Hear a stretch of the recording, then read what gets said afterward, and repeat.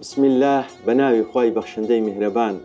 خۆشەویستانم، زۆر بەختەوەرم، زۆر شادومانم کە لەو مانگا خوای تبارەک و تەعالا ئەو دیاریەی لە بۆ ناردین کە مانجی ڕەمەزانە. لە مانجی ڕەمەزان دڵەکان پڕ دەبن لە ئیمان و قورئان دەخوێندرێ و سەردانی مزگەوتەکان دەکرێ و چەندم پێخۆشە لەو مانگەدا ئێمەش کە هەر بە هەر شوێنێکدا ڕۆیشتین بیبوژێنینەوە لەگەڵە خۆمان، دەوروبەرمان تەماشا بکەینێ. ئەگەر بنەدارێک پێویستی بە منە، ئەگەر باڵندەیەک پێویستی بە منە، ئەگەر کەسێک هەژارێک پێویستی بە منە، چکە مرۆڤەکان هەوا هەمووی بەشێکە لە ژینگە. کاتێک دەنگمان گەورەیە هۆڕن لێ دەدەین، یعنی دەوروبەر ژاوەژاو دروست دەکەین، ئەوە ژینگە تێک دەچی.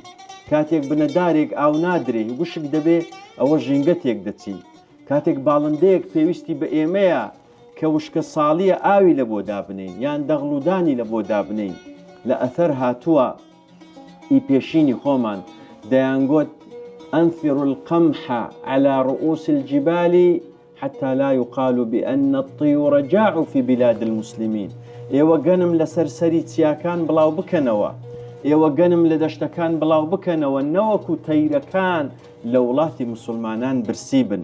یعنی هەندە خەمی ژینگەیان لەبەر بووە کە دەغڵ و دانەوێڵەیان پەرت و بڵاو کردیە، نەوەکو باڵندەیەک نەوەکو تەیرێک لە وڵاتی مسلمانان برسی بێتن.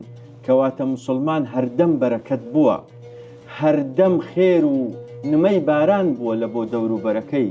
توخوا دەوەرن ئێمەش بە ئەو خێر و بەرەکەتە بین، دەوروبەری خۆمان ببوژێنینەوە، ژینگە ببوژێنینەوە.